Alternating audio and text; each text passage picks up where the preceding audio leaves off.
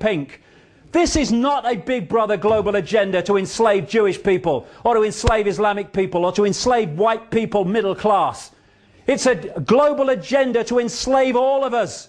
And if we don't unite and we go on being divided and ruled, then they will enslave all of us. If we unite, get rid of the nonsense fault lines of manufactured division, and then through unity of response and non-cooperation with our own enslavement, they will not be able to do this.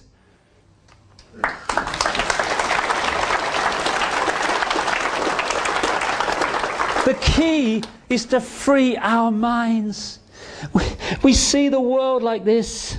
We need to see oh God, look at it. Free our minds. Einstein said, you cannot solve problems with the same level of consciousness that created them. And that's what we do. We have a political consciousness which comes in under a Labour name or a Republican name, and then they're replaced by the same political consciousness called Conservatives or Democrats.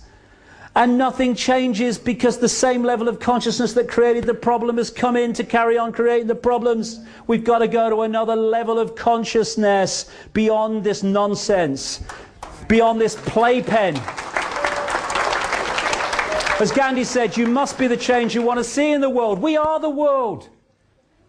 What else has created the world that we are looking at? We have, or we've allowed it to be created on our in our name. There is no path to peace. Peace is the path. We've got to stop fighting each other before we divided and ruled into total enslavement. And Martin Luther King said this: cowardice asked the question, is it safe? Expediency asked the question, is it politic? Vanity asked the question, is it popular? But conscience asked the question, is it right? And there comes a time when one must take a position that is neither safe nor politic nor popular, but one must take it because it is right. And we are there now.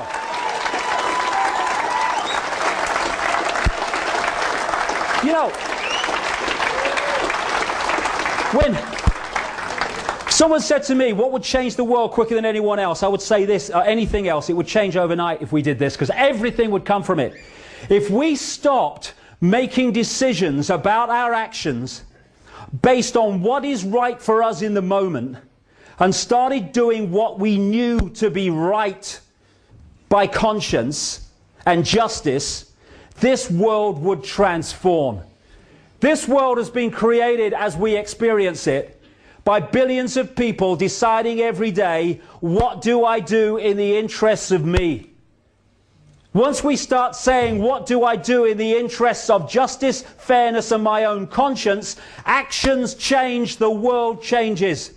And we are in control of that. And we are at a fork in the road now. Because Big Brother's on a motorbike now. This is not the totalitarian tiptoe anymore, this is the totalitarian sprint. And we have one last chance to open our eyes, open our minds, and start getting involved in doing something about this. Because, you know, there's going to come a time, and it ain't too long from now, when we're going to have to look our children in the face, in the eyes, and we're going to have to answer the question without blinking and without averting them. What were you doing, Daddy, Mummy, Granddad, Grandma, when the fascist state came in that now controls every facet of our lives, including our thoughts? What were you doing when it came in? Now, for what, all my ills and all the rest of it, I won't have to blink. How many other people will be trying to look the other way? We have a chance now, still, not to be in that position. Because I'm 56, what have I got left? 10 years, 20 years, a bit longer maybe? The young people today, the kids today, the grandkids today, they're going to have to live their entire life in what these mad men want to introduce and are in the process of doing so fast. We owe it to them, if not to ourselves, not to leave them the design that these people have been working towards for so long. We need to get involved. And if we do, in a united way, the power they're using to enslave us will be gone. Thank you.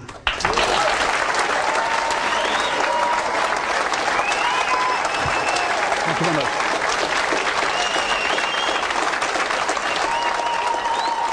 Thank you very much.